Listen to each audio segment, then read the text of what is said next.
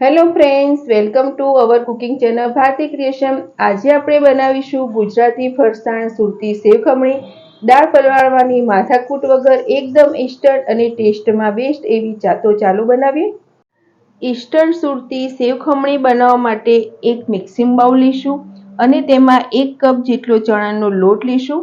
જે ઝીણો ચણાનો લોટ હોય છે તેનો ઉપયોગ કરવાનો છે. 1 ચમચી જેટલો સોજી. અત્યારે સૌ પહેલા આપણે ખમણી બનાવવા માટેનું ખમણ બનાવી લઈશું. એ માટે તેમાં અમુક મસાલા કરીશું. પિંચ જેટલી હળદર, સહેજ પિંચ જેટલી હિંગ, ટેસ્ટ પ્રમાણે મીઠું. 1 મોટી ચમચી આપણે આદુ, લસણ અને મરચાંની પેસ્ટ લીધી છે. આ સેવ ખમણી સહેજ સ્વીટ હોય છે, એટલે અત્યારે આપણે જે ખમણ બનાવીએ છીએ તેમાં પણ 1 ચમચી જેટલી ખાંડ નાખીશું અને ચપટી જેટલી આપણે લીંબુના ફૂલ યુઝ કરીશું. હવે આપણે આ મિક્સરમાં જરૂર પ્રમાણે પાણી મિક્સ કરતા જશું અને આપણે જે રીતે ખમણનું બેટર બનાવીએ છીએ તેવું બેટર તૈયાર કરી લઈશું. જો તમને આમાં લસણનો ટેસ્ટ ન ભાવતો હોય તો તમે લસણને સ્કીપ પણ કરી શકો છો. અને તમારે જો લીંબુના ફૂલ યુઝ ન કરવા હોય તો તમે અડધી ચમચી લીંબુનો રસ અથવા તો અડધી ચમચી ખાટું દહીં પણ લઈ શકો છો. તો બેટરમાં એક પણ લમ્સ ન રહેતી તે સરસ સ્મૂથ બેટર તૈયાર કરી લીધું છે. આ બેટરમાં લગભગ અડધો કપ જેટલો પાણીનો ઉપયોગ થયો છે. અત્યારે આપણે આમાં સોજી મિક્સ કર્યો છે એટલે અને મસાલા બધા સરસ રીતે મિક્સ થઈ જાય એ માટે આ બેટરને આપણે 10 મિનિટ માટે રેસ્ટ આપીશું.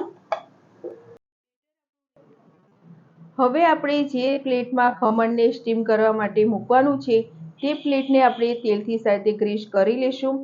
અત્યારે મેં જે ખમણનું મોલ્ડ મળે છે તે લીધું છે. જો તમારી પાસે આવું મોલ્ડ ન હોય તો તમે કોઈ ઊંડી પ્લેટ અથવા તો થાળીનો પણ ઉપયોગ કરી શકો છો. બેટરને રેસ્ટ પર રાખીએ 10 મિનિટ જેવું થઈ ગયું છે અને આપણે જોશું તો જે ખમણ બનાવવાનું છે તેનું બેટર સરસ રીતે પલળી ગયું છે. આપણા ખમણ સરસ રીતે પોચા અને સ્પોન્જી બને એ માટે આપણે 1 ચમચી જેટલો ઈનો લઈશું અને ઈનોને એક્ટિવ કરવા માટે આપણે 2 ચમચી જેટલું પાણી મિક્સ કરીશું. અત્યારે મેં ઈનો લીધો છે. ઈનોની જગ્યાએ તમે ખાવાનો સોડા પણ લઈ શકો છો, પરંતુ અત્યારે આપણે ઈનો લઈશું તો તેનું રિઝલ્ટ સરસ આવશે. અને પાણી મિક્સ કરીને આપણે હવે આ ઈનોને બેટરમાં સાથે મિક્સ કરી દઈશું. તૈયાર થયેલા ખમણના બેટરને હવે આપણે પ્લેટને હવે આપણે સ્ટીમરમાં સ્ટીમ કરવા માટે મૂકીશું. સ્ટીમરને આપણે 5 મિનિટ પહેલા ગરમ કરી લીધું છે. તેમાં હવે આ પ્લેટ મૂકીશું અને લગભગ મીડિયમથી હાઈ ફ્લેમ પર 10 મિનિટ માટે ખમણને આપણે સ્ટીમ કરી લઈશું. ખમણને સ્ટીમ કરવા મૂકે 10 મિનિટ જેવું થઈ ગયું છે અને હવે આપણે ચેક કરીશું તો આપણા ખમણ સરસ રીતે સ્ટીમ થઈ ગયા છે. હવે ગેસની ફ્લેમ બંધ કરીશું અને આ ખમણની પ્લેટને આપણે 5 મિનિટ માટે ઠંડી થવા દઈશું. ખમણની પ્લેટ સરસ રીતે ઠંડી થઈ પછી આપણે ખમણને અનમોલ્ડ કરી લીધા છે. હવે આપણે આ ખમણનો ચૂરો કરીશું. અત્યારે આપણે હાથેથી આ રીતે મોટો મોટો ચૂરો કરી દઈશું, પરંતુ જો તમારે ખમણીની મદદથી ખમણીને ચૂરો કરવો તો પણ કરી શકો છો.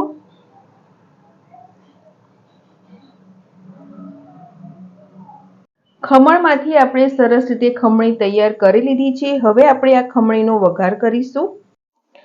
ખમણીનો વઘાર કરવા માટે આપણે પેનને ગેસ પર ગરમ કરવા માટે મૂકીશું. તેમાં આપણે 2 ચમચી જેટલું તેલ લઈશું. તેલને આપણે સાથે ગરમ થવા દઈશું. સરસ રીતે ગરમ થઈ જાય પછી તેમાં આપણે અડધી ચમચી જેટલી રાઈ લઈશું. રાઈ બધી સરસ રીતે ફૂટી જાય પછી પિંચ જેટલી હિંગ, 6 થી 7 મીઠા લીમડાના પાન, સહેજ પિંચ જેટલી હળદર, 1 ચમચી જેટલા તલ અને અડધો કપ જેટલું પાણી લઈશું.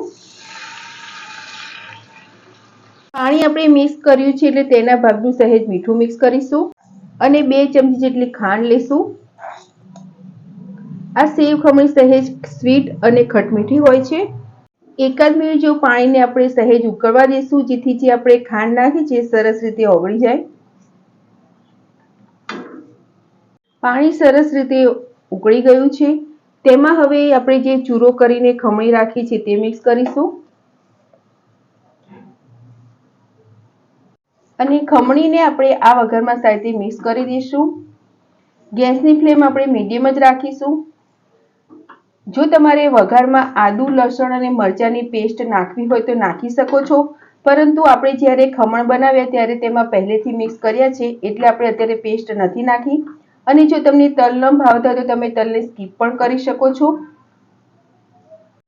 તો ફ્રેન્ડ્સ, એકાદ મિનિટ જેવું થઈ ગયું છે અને વઘાર આમાં સરસ રીતે મિક્સ થઈ ગયું છે. હવે જેના વગર સેવ ખમણી અધૂરી છે તેવી આપણે નાયલોન સેવ મિક્સ કરીશું અને થોડાક લીલા ધાણા. સેવને આપણે આ ખમણીમાં સાથે મિક્સ કરી દઈશું. તો આપણી ઇન્સ્ટન્ટ સેવ ખમણી સરસ રીતે તૈયાર થઈ ગઈ છે. હવે આપણે આ સેવ ખમણીને સર્વિંગ પ્લેટમાં સર્વ કરીશું. સેવ ખમણીને આપણે પ્લેટમાં સર્વ કરી લીધી છે. તેની ઉપર આપણે સહેજ થોડીક ઝીણી સેવ નાખીશું, થોડાક દાડમના દાણા, થોડું ટોપરાનું છીણ નાખીશું અને થોડાક લીલા ઝીણા સમારેલા ધાણા. તો ફ્રેન્ડ્સ, આથો લાવવાની ઝંઝટ કે દાળ પલાળવાની માથાકૂટ વગર એકદમ ઇન્સ્ટન્ટ સુરતી સેવ ખમણી તૈયાર છે. આ સેવ ખમણી એટલી ટેસ્ટી લાગે છે કે તમે બહારની પણ ભૂલી જશો. તમે સેવ ખમણી તો દર વખતે બનાવતા હશો, પરંતુ ઇન્સ્ટન્ટ સેવ ખમણી એકવાર બનાવીને જરૂર ટ્રાય કરજો. ખૂબ જ ટેસ્ટી બને છે. અને તમને આ ઇન્સ્ટન્ટ સેવ ખમણી બનાવવાની રેસીપી સારી લાગી હોય તો મારા વિડીયોને લાઇક, શેર અને આવી જ નવી નવી રેસીપી જોવા મારી ચેનલને સબસ્ક્રાઇબ કરજો. મારો વિડીયો જોવા બદલ થેન્ક યુ.